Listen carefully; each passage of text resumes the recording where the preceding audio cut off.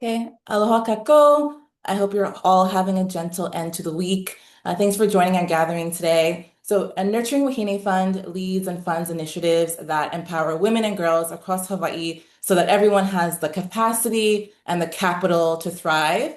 And not just financial capital, we're talking social capital, so like community connection, cultural capital, which is our traditions, and human capital, which is knowledge, like today. As part of that commitment, we host these nurture talks, and today's talk is centered on redistribution, wealth and resource sharing. And we're so honored to be joined by Toi Marie Smith. Toi is a strategist whose approach to systems change is deeply informed by motherhood. She's a mom of four, an amazing mom of four, the founder of Loving Black Single Mothers, a nonprofit that moves money directly to moms. And she's a powerful advocate for stepping outside of capitalism to create impact that is nurturing and in alignment with the rhythms of our lives. On Juneteenth, it feels especially important to speak the truth. This holiday is literally about withholding the truth, and it's about the violence of delay. So telling the truth seems like the best way to honor this day. As a society, we really don't want to talk about economics. We're more comfortable talking about patriarchy, like getting women into boardrooms because that's palatable. And the harder and more urgent conversations really comes from after the protests, like, about the money. The money is where we want to have these conversations because we want to know who has it, where it came from, and how it's being redistributed. So Toy often reminds us that being anti-capitalist doesn't mean being anti-money, it means being anti-exploitation. So Toy has a program actually called Responsibility of White Wealth, and it's for rich white women. And the first thing they do in the program is a transparency gathering where they talk about how much money they have and where it came from. So Toy, I'm so happy to have you join us this Juneteenth. Can you tell us a bit more about that program Mhm. and how it accumulates? Yes. Hello, everyone. Happy Juneteenth. Um, First, I want to tell you a little bit more about me, where the lands I'm on this Juneteenth. I feel like it's important to orient myself and orient everyone around who I be and where I am in time and space. And so I'm going to read something. I have a lot of things written down because otherwise I will forget all the things. And so I don't want to forget. I want to be as concise in the time that we have. So let me, excuse me, do a quick land acknowledgement. So I live, work, and mother and love on the land that carries the weight of stolen legacies. This land, now called Aurora, Colorado, was originally stewarded by the Cheyenne, Arapaho, and Ute peoples, and over the last 500 years, at least 48 other nations have occupied and cared for this land. Excuse me. It was never ceded, but taken through violence and colonization. My ancestors were brought to this land through the horrors of enslavement, stripped of their own connection to their homelands, and forced into a system of oppression designed to sever us from our roots and our humanity. And during centuries of violence and exploitation, Black people built this country with their labor, ingenuity, and resilience. We deserve so much more than we are getting. We deserve so much more than the inequity and injustice that persist. I could carry this truth as I move through the world, honoring both the indigenous stewards of this land and the unyielding contributions and sacrifices of my ancestors. And it feels really important for me to name that today on Juneteenth. So, as Alika named, I do run a program called Responsibility of White Wealth. The name is actually shifted to Rooted in Redistribution, but the ethos is still the same. And it's really anchored in understanding the responsibility of having wealth in an unequal, unjust society and how it's not balanced. And so we do that group work for a year. And it starts with a transparency statement. And participants come in and they have to tell their whole life around money, their credit score, how much money they have, where their money came from, the history of their money. And as you can imagine, because we live in a culture that does not like to talk about money, that especially inside of whiteness and white circles and wealth, we like to keep it secret. And we break that at the beginning so that we can create connection through defiance. And so that's what we do when we start in that program. Thank you, Toy. And Yeah. one of the comments, Kay wrote that she found you from loving single Black mothers. And Oh, I love yes. that. Yeah. And Thank you. and I found you from that, rooted in redistribution. I heard about you in a podcast, Oh, and okay. I was floored by the program that you were running because I know how uncomfortable it is sometimes for people to talk about Mm, where their money comes from, right? Especially yes. the work that I've done with women's funds. A lot of times, it's the giving is part of almost kind of a like trying to make yourself feel better, right? For having the Mhm. money. Whereas what would be more helpful is to have a courageous conversation about where this money has come from and how it's going to be redistributed. And anti-capitalism, as you often talking about, is not really about ideology, it's about practice, right? Yeah. It's practice that we need to be in.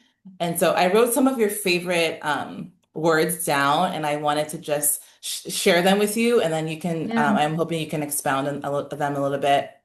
Okay. So as we prompt this discussion, and everyone that's on this call, because it's intimate, feel free to come off mute and ask questions in this intimate Yes. space. Yeah. So many, you wrote this, Toy, so many of the conflicts we have in our relationships are about who we've had to become to survive. Tell us a little bit more about that. Hmm.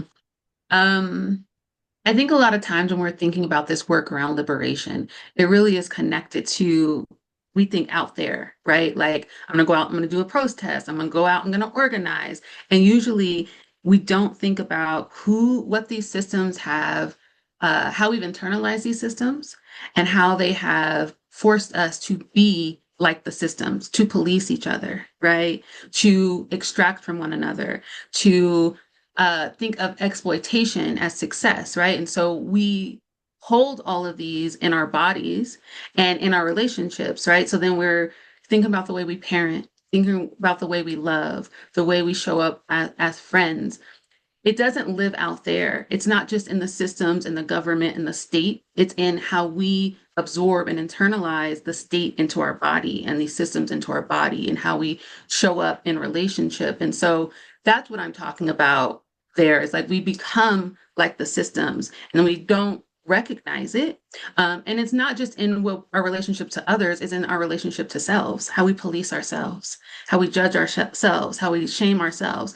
It's all about how we like the water we're swimming in. There's no way to be impacted by it. But part of like liberation work also is to interrogate that and excavate it and think about it and like slow down and think about in our relationships how we're showing up in these ways. And so that's some of the most powerful liberation work that I do personally is around how I parent, right? I have four sons. 20, my oldest is 20, my twins are 16, and my youngest is 13. And they're Black boys. And so how I raise them is liberatory and it's deeply connected to who I want them to be in the world and how I want them to hold themselves in the world, but also how I show up for friends and family and beloveds and lovers and like all the way around. My politic is around being a person who lives these values, who has a praxis around it, and not just that it lives in my head, but that it transforms my body. It transformed how I walk in the world. And so that's what I was speaking about there. And for me, I think how I show up is maybe in my advocacy because I am very like introverted and I have like a very disrupted nervous system. My Mhm. amygdala is always off. Like I'm just very nervous all the time. And I think that I feel like I cannot be in this work. Like I cannot be for the vision that I have, right? For what I want to see the world to be. Um, for example, I was advocating for paid family leave, and I actually wrote down what I was going to say. When I got to the podium, I went completely rogue and off because of the person that went before me. The person that went before me, she got to the podium and she was talking about paid family leave, and she said, like, I am indigenous and poor. And I'm like, she was telling like how poor she was. And the person that was standing like adjacent to her was the ED for the organization that had brought her on, and they were recording her. So for me, the visual was just like this wealthy ED recording this person, and it was, poverty porn, right? And so I just got so upset about that because I'm like, paid family leave is not for it's for everyone. It's for everyone. It benefits everyone. And so when we have people going on there and saying, I don't have resources, I don't have that, it feels like we're not talking about the systems. We're talking about poverty, but that doesn't talk about the root of it, which are these systems. And so wealthy people need to get up there and say, like, paid family leave affects me too, because, right? Because otherwise Hmm. we're just exploiting, exploiting, exploiting. And so my whole thing now is like, stop, recruiting people to give testimony because you're trying to show that they're poor and they're in SNAP and they're this. Like, you take accountability and get up there too and talk about how much money you make as an ED and also what you're doing with it in your free Hmm. time, right? Instead of Hmm. calling these people and asking them, hey, we're giving testimony in paid family leave. Can you talk about like how it affects you as you weren't working, right? And you had to like, you really suffered with your kids, right? It's like, I just feel like it's all exploitation and just like grinds my gears.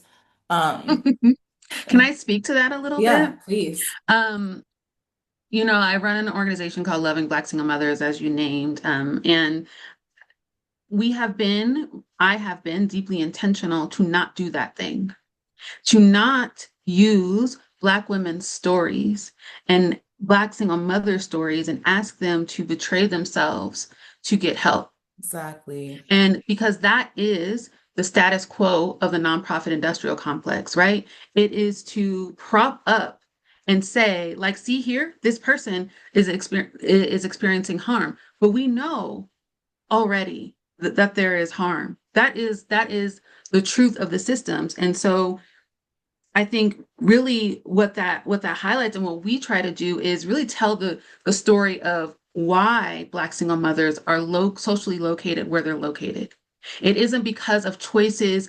Now, I don't want to, it isn't because of all their choices. I want to say that. Mhm. And what we like to do is be like, well, you made these choices and now you have the bed you need to lie in. And we don't like to push back on the systems, on the water we're swimming in that creates the circumstances that puts Black single mothers or, anyone that is experiencing like poverty and violence by the state. We don't like to push back on those narratives and tell the truth of it. So we like to tell the truth of it. We like to say, these are the reasons why Black single mothers experience what they experience. And it's not in isolation. And so we like to in that way, give Black single mothers their flowers to allow them to have integrity and to trust themselves and trust their story and be able to question for themselves, like, you're right, because what the systems have told me is that I'm wrong and that I've done everything wrong and that I Mhm. don't deserve support and I don't deserve help and like all of these things, that I'm wrong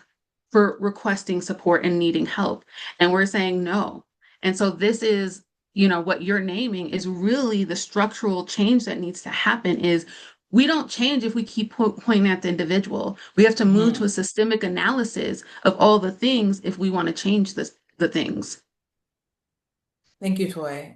Yeah. It resonates so much with me. Yeah, I feel recently in the past couple of years, it's just like, how are you doing? I'm like, I'm full of resources. I'm rich of resources. What are you doing? Like, what is your systemic change? Because it's like you're taking my stories, which is my data, as like an immigrant also. It's like you're taking my stories and you're using it just for really your pleasure and saying that you know someone who's had this experience. But what are you doing with my stories? That's my data and that's my currency, right? That's my currency. So like, what are you doing it? So yeah, my response these days is like, I'm rich with resources. Thank you. I'm rich with opportunities and social connections and human capital. Hmm. Like you go Yes. and to give testimony about what you're rich in and like what you can Yes. use it for. Another thing that you said that I loved was we're paying for our own oppression.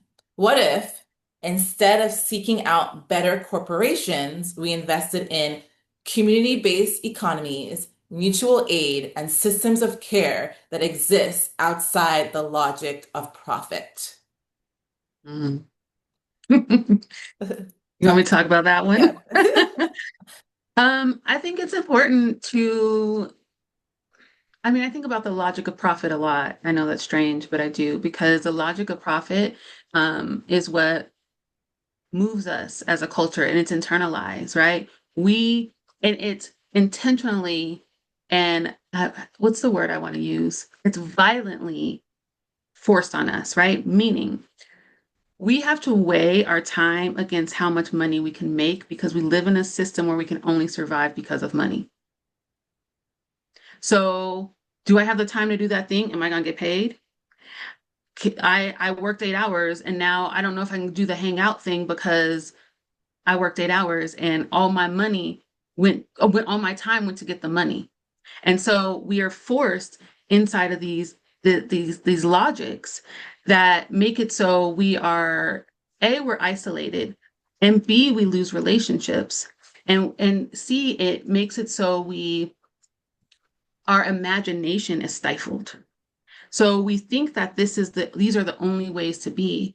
And so what I'm talking about there is like what's outside of how we have been socialized and indoctrinated and like violently coerced to be. Like what is outside of that? It's relationship, it's sharing, it's redistribution, it's interdependence, it's mutual aid, it's making the space to be defiant in those ways to say like this is a system that we're actively trying to change. And yes, I have to exist in this system, but I have to find the crevices where I can also move outside of the system.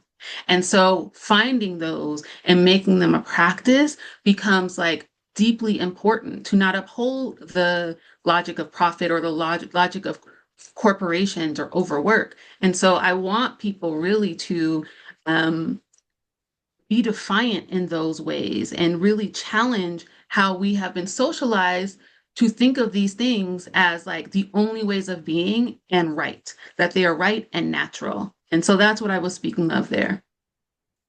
Thank you.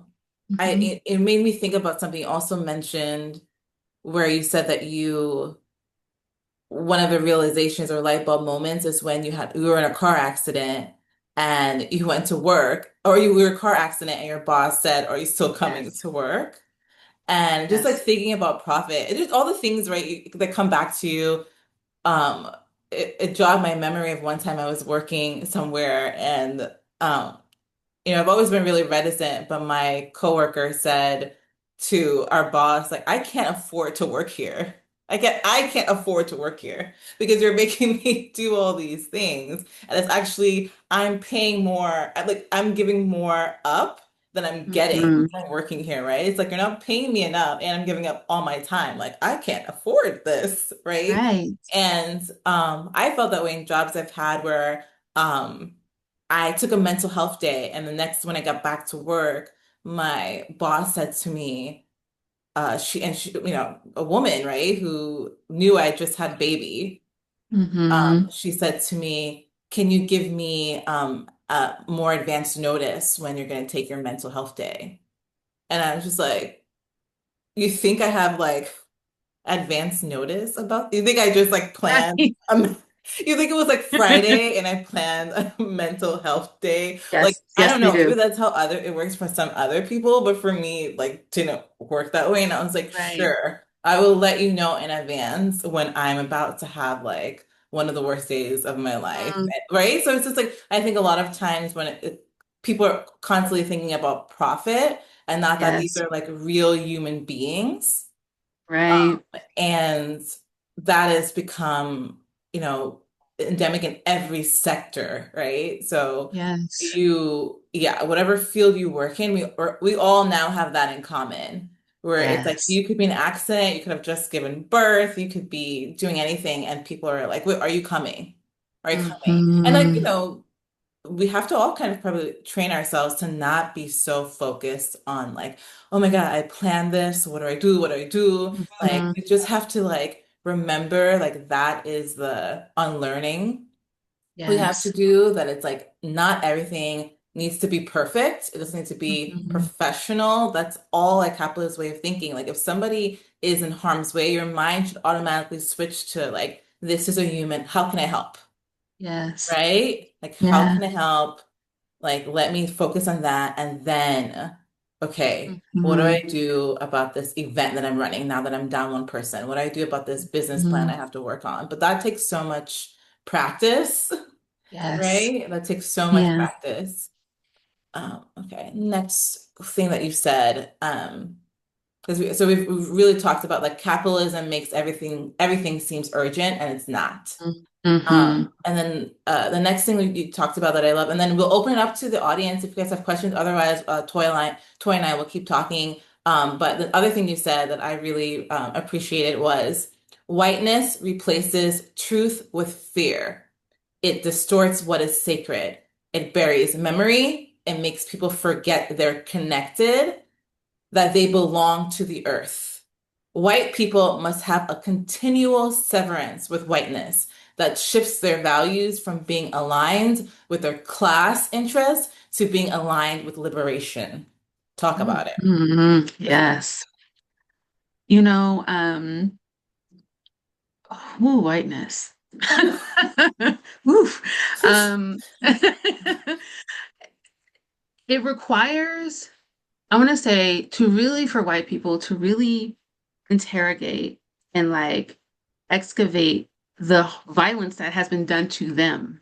To be a part of these systems, it takes slowing down to really understand the logic of whiteness as well, right? To understand that you have been sold a lie. And really, what it connects to is this deep level of isolation and individualism that like erodes like white people's ability to actually, if they are liberatory, do the work because they have so for so long been isolated in these silos of like beliefs, of relationships.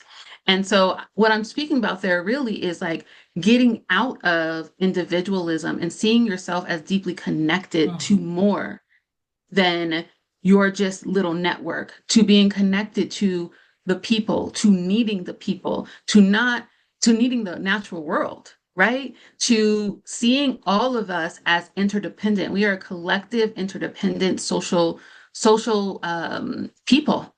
And everyone needs everyone. And the lie is that we don't. And the lie that white folks have absorbed is that they don't need anyone. And they've been able to Mhm. get away with that by extracting from the natural world and from people. And so it creates this imbalance. And it also creates because they know they're wrong. On some level, they know that they're wrong and that there's an imbalance. It creates this distrust that has been one-sided, that our culture has said distrust Black people because they're dangerous. Distrust brown people because they're this. Distrust Indigenous people when really we should be distrusting whiteness. And so it's been flipped. And so, really, at the heart of it is like asking, and I'm only really speaking to white folks who are in the struggle for liberation. If you are that white person, then you have to really practice getting out of individualism and understanding reciprocity and connection and interdependence, and understanding that we like if it burns, we all burn, right? And so like you are a part of that, and that's part of doing the work. And I think the word I want to kind of weave through that we're using a lot is practice, right? It's not a one and done. It's a praxis. It's an orientation to the world. It's a constant like coming back. And Mhm. so that's what I'm holding in what I was saying there.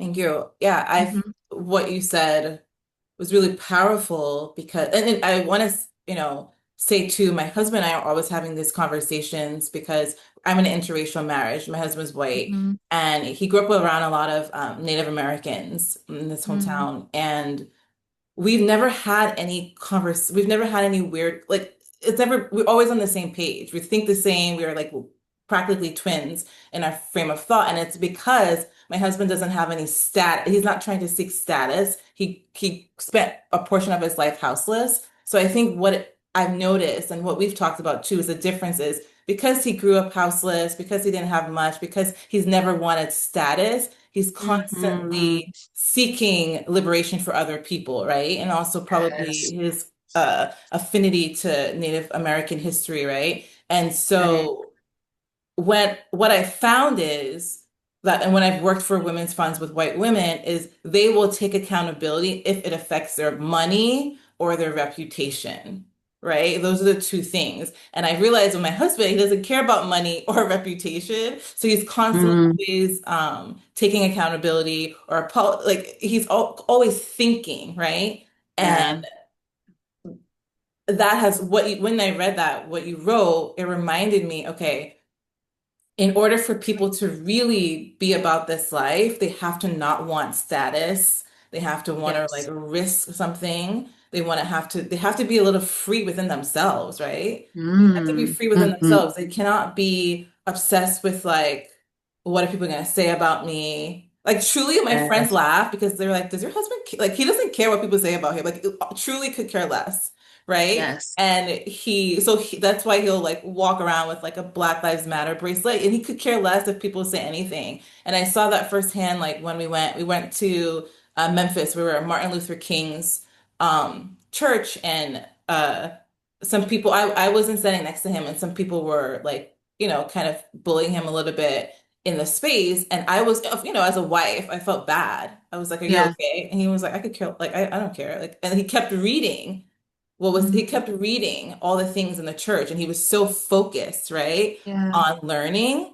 And I think that that is the level of intention that everyone needs to have. We have to be so focused on learning and unlearning that all of Yeah. this stuff doesn't matter, and then that's how we will become truly liberated, right? Mm, Um, yes. Can I say something there? Please, yeah. There there's two things. The notion of freeing yourself to be free to be able to be in defiance, right? Because all of these systems and structures require compliance and they require you to internalize the logics so that they like it becomes the status quo. And to be free means to be outside of that, right?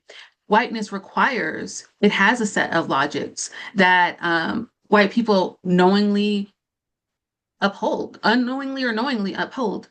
And so that work of freeing yourself, of being defiant, is a practice all of itself, right? It happens in little small ways. And it is done in the beginning for white folks, usually by themselves, right? Because usually they don't come from a family of origin that is challenging this stuff.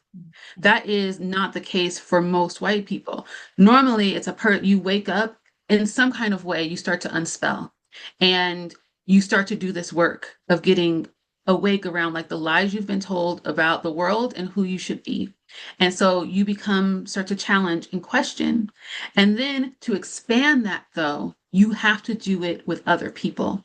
For it to be lasting, the freedom of like living outside of these systems has to be done in relationship. Again, this is where that interdependence comes in. And then that piece around like not caring what people say. When I think about that, I think, yes, and also you have to have a different set of people that you care about what they say, Ooh. right? Mm, So for with your husband, it's like, I don't care what white folks who are not seeking liberation, I don't care what they say, mm, right? I care about and in relationship to with and accountable to a liberatory struggle. So that means I have a different set of people that I care mm, what they think about me, mm, right? And so that's the orientation white folks have to have. It's like not that like you don't care or like you don't care what people think. Who are you accountable to? What are you accountable for? Who are you responsible for? What are you responsible to? It's a different orientation around these things. And the last thing I want to speak about is class, because in what you read that I wrote is that class piece. There are logics of class as well. There are values of class, right? And what's important to name there is that usually when you get to certain class levels, we're really taught to seek to be on a class ladder, class mobility, class hierarchy, right? For most people of color, Black people, that is that is not what happens. We do not get class ascension. Most Black people do not. And so if you're a white person adhering to the logics of class, but you want to be liberatory, you have to become a class trader. Mhm. And that means then that you have to start to look at what your class values are of like what you don't talk about.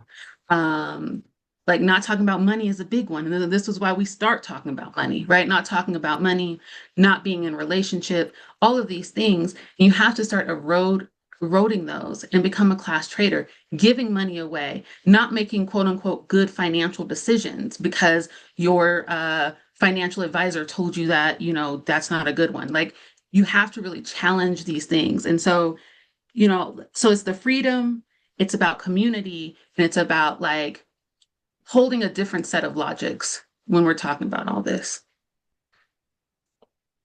Great ad, Toy. You like took what I said and really magnified in the best way, and that was a good addendum to you put. It's like who are we accountable to? It's not just like not caring, but like thank you so much for adding that because that's an important part of that, right? Does anyone want to, you don't have to come off video, you don't have to come on video if you don't want to. Please feel comfortable. But does anyone want to say anything or just give any thoughts? Like we're super excited to have this conversation. So please like let us know. Tadea, am I pronouncing that right? Tadea? Yes, Yeah. it's Sharia, but Tadea. if you speak Spanish, today. Yes. Okay.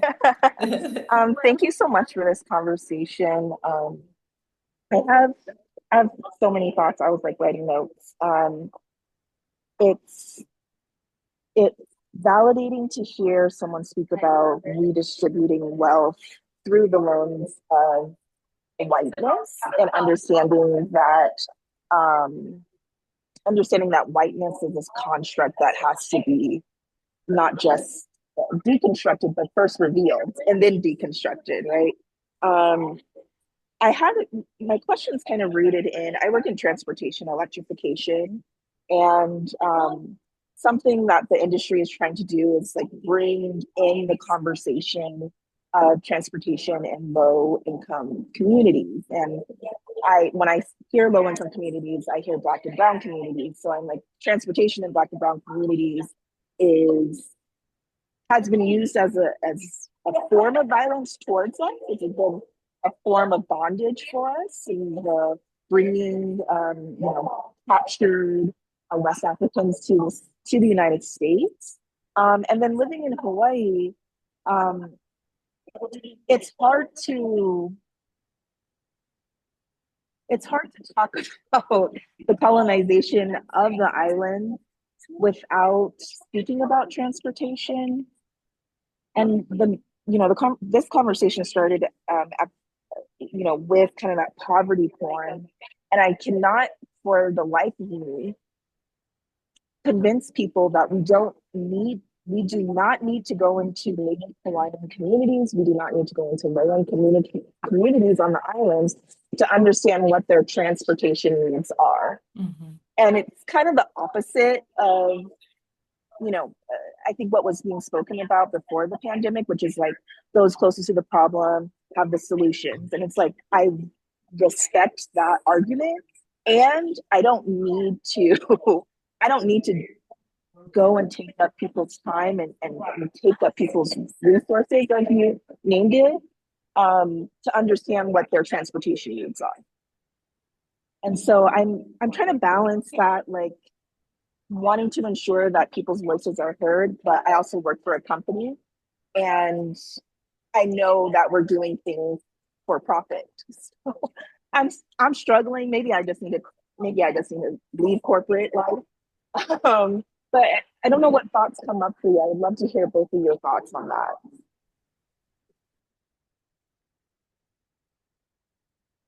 Thank you, Taria. And I actually, I'll say a few words, the thoughts I have, initial thoughts.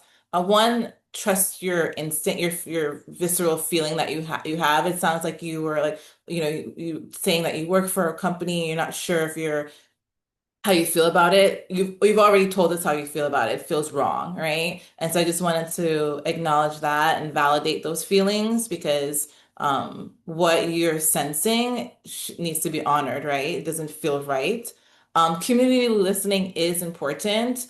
And I just wanted to say when I did talk about poverty porn, I still want to acknowledge that community listening is super important to have those spaces, but it has to be done with the right intention, right? And I'll let Toi talk more about what she thinks about capitalism with this. Mhm.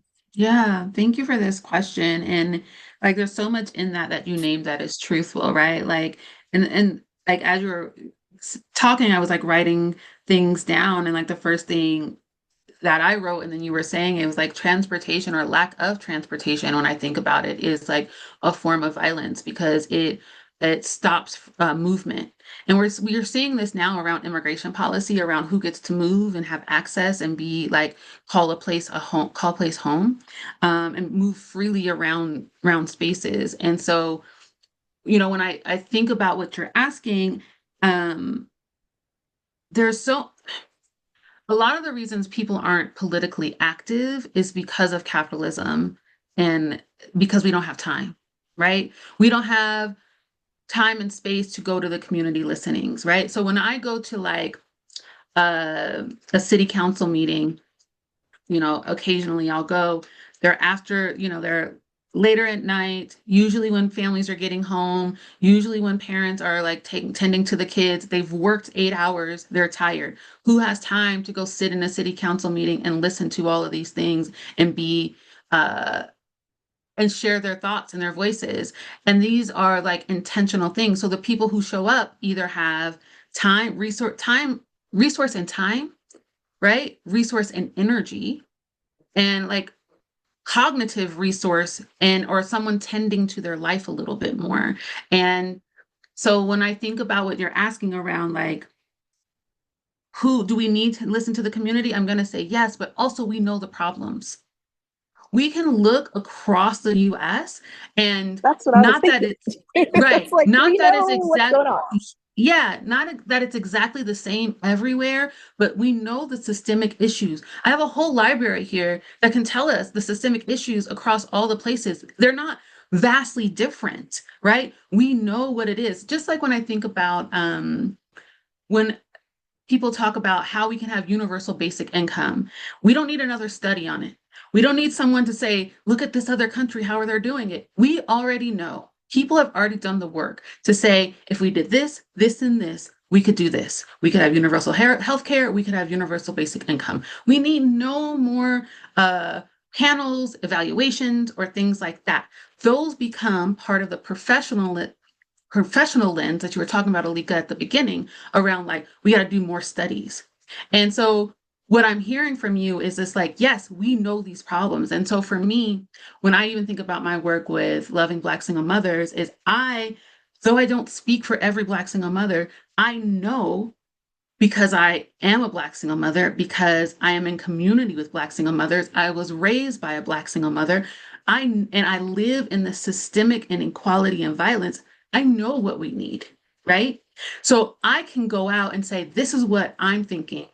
Y'all tell me if this resonates. So I think it's about coming to them with like, this is with you in mind. This is what we're thinking with you in mind, giving them something to respond to, and then allowing people the space to say, yes, ooh, I feel that. That feels good. Or be like, no, you got it wrong here. But like giving them something to respond to and trusting that their response is accurate, right?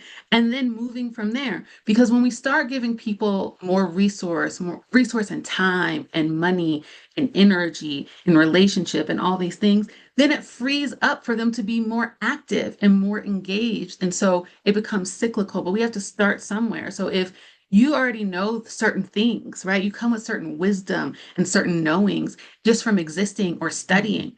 And we frame that, build the thing, present it in an act of love, right? Of like this is what I'm thinking y'all we need and y'all need. Tell us where we got it right and tell us where we got it. I'll leave it there. And even the labor in that, right, Taria? Like you have to do so much labor to find out what we already know. And that takes away from your like your skills that you could be offering instead of that. It reminds me of like intersectional um uh imp imperialism, right? Because it's like putting someone like you who has this knowledge already in this position for this research, but it's like the labor that you have to do instead of focusing on like Toy said, like bringing the findings already to people and saying, is this what you need, right? It just could be done more strategically instead of having you um like start from really scratch and trying to get this info that you already know.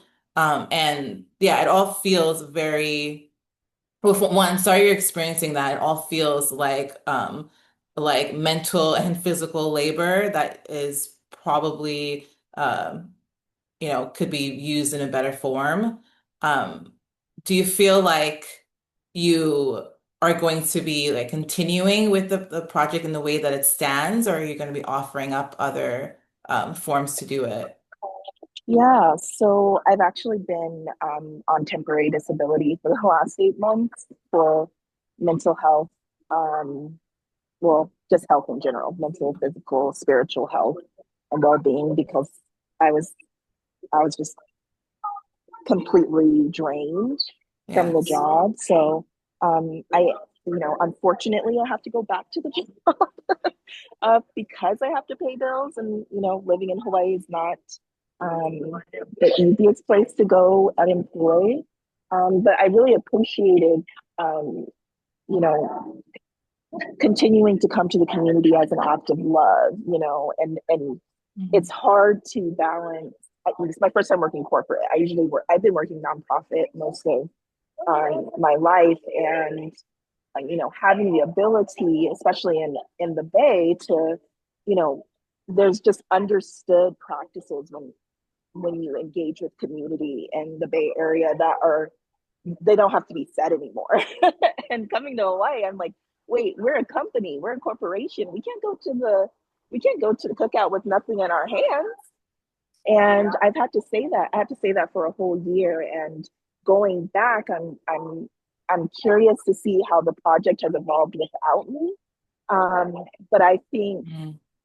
being validated in this session, like I'm not gonna bend on my values because I do have, I've been working in transportation for almost 10 years, and it's like this story is not different, like you said, Toi. Like it's you can see those similarities around the world around transportation, but specifically in the United States, how it's being used as a form of you know capture.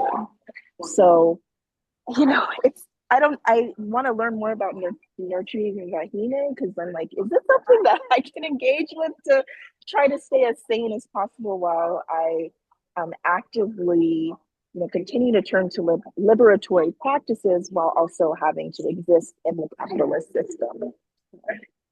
But thank you so much for the thoughts. I wrote another page of notes.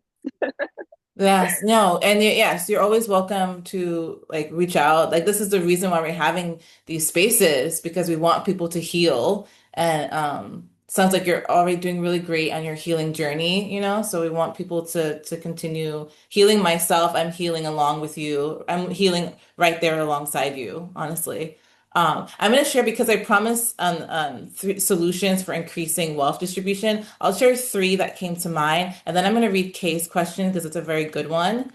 So three ideas I had for increasing wealth distributions when I talk to wealthy people is a sliding scale for their services. So making sure that you're not just taking money from people that don't have a lot. There needs to be a sliding scale. If people can give more, then that helps other people who are not able to give. Wealth mapping workshop. So talking about the origins of wealth, just like, joining if Toys like roots of distribution course. So that way you can talk about the origins of wealth and your intentional plans to distribute it. And then community sign out systems is something I've been talking to a lot of people about. I'll call it the lawnmower concept because it's something I heard Toi talk about, but she said in a podcast, we all don't need a lawnmower. We all don't need a lawnmower. So it's like we're not all mowing our lawns at the same time. So if there is, so one thing I've done in our where we live is like a tool sign out sheet where you can, if you can have your tools and everybody signs it out and we sharing. And I'm a person that doesn't really, I don't really socialize too much, but I found that when I do things like that, it builds more trust, right? It's like we all need this hammer. So we have this tool shine out sheet, and it's right by our nursery where all our plants are. So it's like slowly stepping into that place of interdependence, right? Where I'm like, okay, I trust that you're going to put it back. It'll be there when I need it, and and so those are just three ideas, and Toy will share some more. But I wanted to read Kay's question because it's a very good one. I was Kay wrote, I was recently. Okay, do you want to come off mute or do you want me to read it? Happy either way.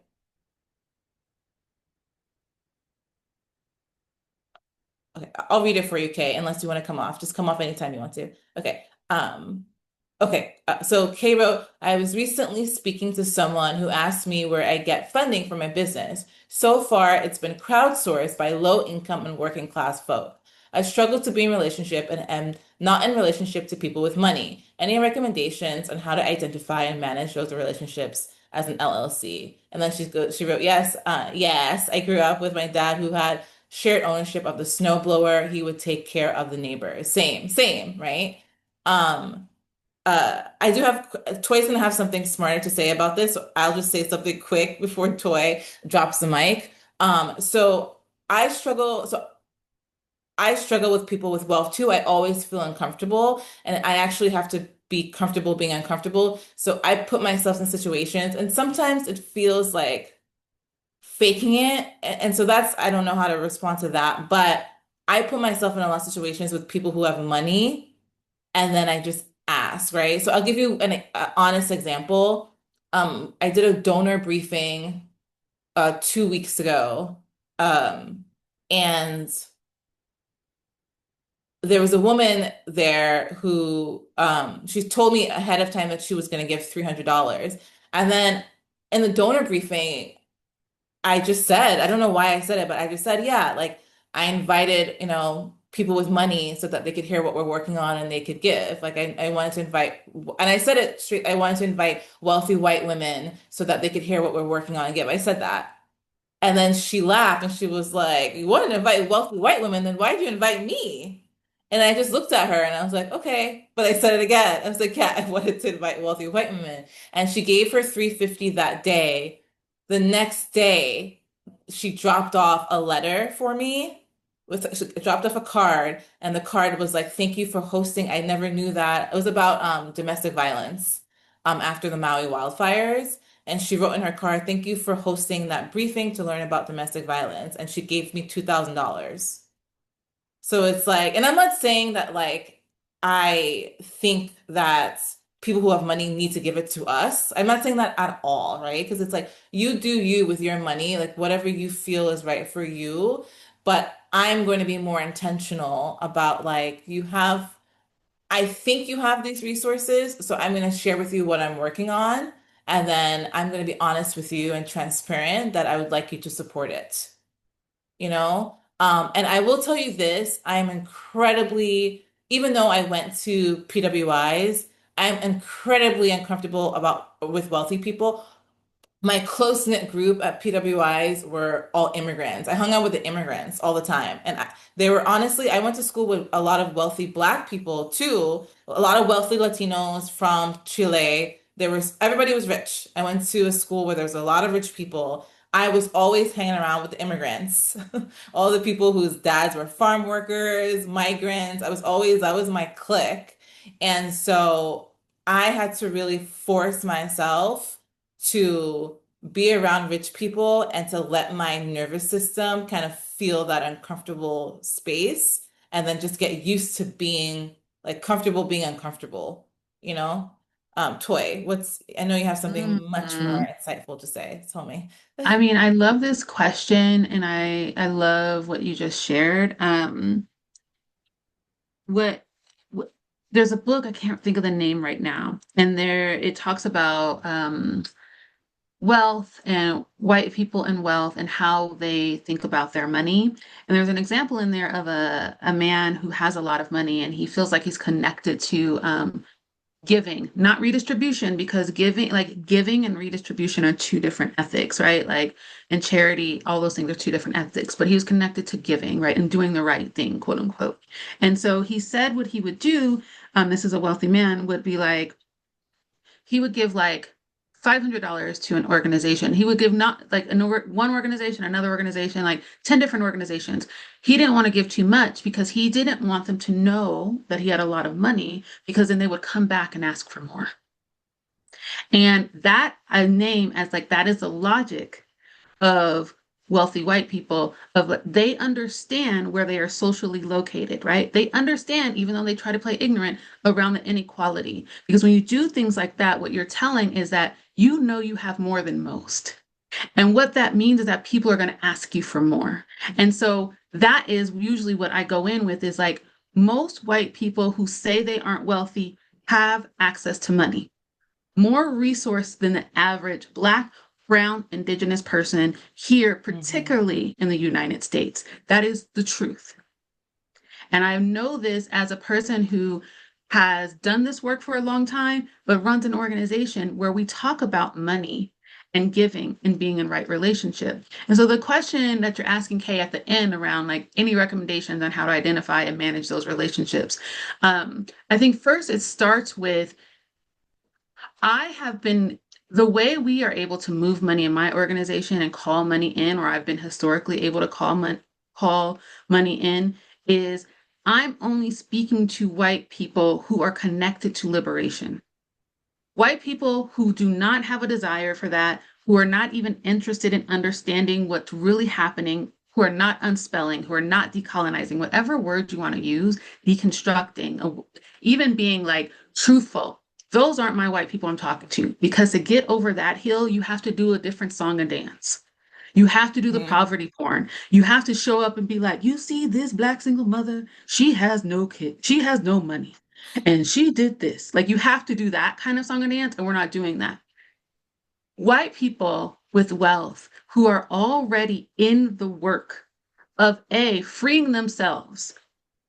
And so what we talked about before, the like freeing themselves, doing that work and understanding the logics of these systems, those are the people who I talk to first that are able to move money. So I think that distinction is helpful, and in finding those, like being in a relationship with those people. And you can find those, joining certain study groups and networks online and things like that, like talking about your work. Like, again, most white people are in those spaces have access to more money than they're saying. And so it's all about in those connections around identifying those people. I don't know if that's helpful, but that's kind of where my mind went. And to your point, Toy, it's okay. That woman that I invited to the boner briefing, I saw her at a protest. So at the, all these No Kings protests, No Kings Day, there was a lot of people holding signs. And so I was like, oh, I'm hosting a donor briefing. What's your number? I'm going to invite you. Because to me, that was like, okay, like you care about these things. You're at a protest, so you have a higher chance of probably showing up. And another thing I do is I don't take, my sister is always like, why don't you ask like our family members for money, right? Like we have my sister's has a PhD, but I have some other family members who have are medical doctors. She's like, ask them. And I'm like, no, because I'm actually not going to take money from people that are just coming into their wealth. Like, I don't know any one person in my family, in my personal life, who has generational wealth. That's not something that we have. So your money, even if you give it to me, even if you give me that 1K, it's coming with discomfort, right? It's really coming with discomfort because I know myself. Like one time I gave this, someone asked, she posted online that her daughter needed to go to school or college, and she posted if you can give. And then I gave money after I saw her post online, and she wrote back to me, "Thank you for sharing your abundance, sis." And I was like, hold up, I just want to be clear. I don't have abundance. I saw you posted about your child, and my whole heart as a mom was like, I want to help you even if I don't have right now. So I actually was giving you what I don't have. So even me giving when is me giving with like discomfort, and I'm like, okay, what? Like I'm like, okay, now we have like 500 less in the account. Dang, right? It's discomfort. Whereas I think what Toy was saying is that people who have generational wealth or have the blueprint for it at least. Like I don't even have a blueprint. Like we're starting from scratch, right? So the people that have the blueprint, when they're giving without this kind of like nervous feeling. Whereas no matter how much money I think I have, whenever I give someone, donate, anything like that, my whole nervous system gets nervous. So does my husband, right? Because he grew up houseless, or so we both are like, but then we do it anyway. Whereas I'm looking for people that they don't get nervous when they give because they have the blueprint and they have a little bit of understanding of generational wealth, which to Toy's point, a lot of Black, Brown, Indigenous people just don't have. They might think they have it, like these celebrities might think they have it, but no, you are like a few paychecks away from like not having this and your kids not having it. Whereas the people that I'm asking to donate know what it takes, even if they lose something, to get back to that wealth, right? They've got like their circles, they've got their business ideas, their investors, their VCs, their funders, they know how to do it. Whereas I'm still in a space where we are getting comfortable like making money and distributing it ourselves. I want to share something beautiful that Jody wrote in the chat as well. Unless Jody wants to come off. I think you said you can't come off mute, Jody. I can read it for you if Is you'd it like. okay if I ask a Okay. quick question about Yes, what you just said? yes, okay. While Jody, respect to you, please cue yourself. Um, thank you for that perspective. Um,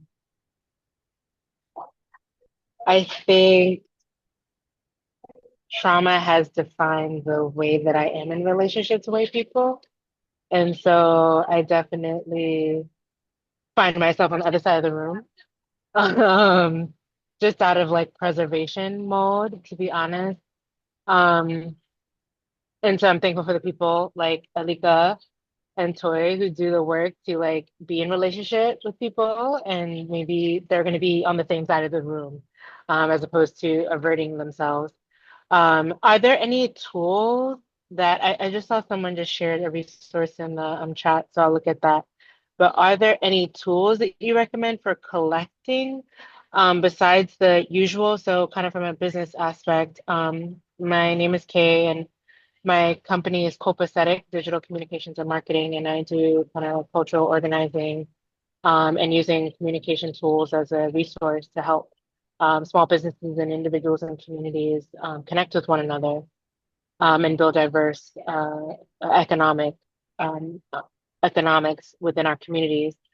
Um, and when I think about the offering that I'm currently setting up for Black August, a lot of the like, okay, I'm budgeting to receive funds as an LLC. I did some of the, research around the IRS and whether or not as an LLC you can obtain funds as a donation and what that looks like, blah, blah, blah.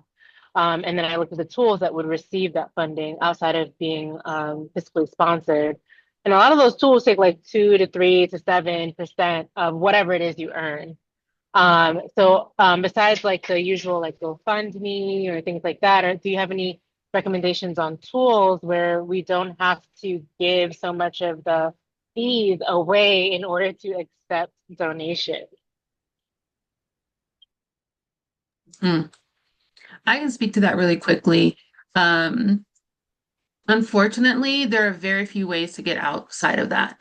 As an organization that moves money from our financial partners directly to the hands of mothers, we have had to like investigate how do we get money outside of these systems without fees, without like tax regulations, and how do we do that? Capitalism has a grip on all of it because every piece of the pie wants their money. And and what it erodes is like gift economy of just being there and tending and giving. So outside of like third party apps like a Venmo, like a Cash App, which have problems of their own, there aren't many platforms that allow for you to bypass these fees.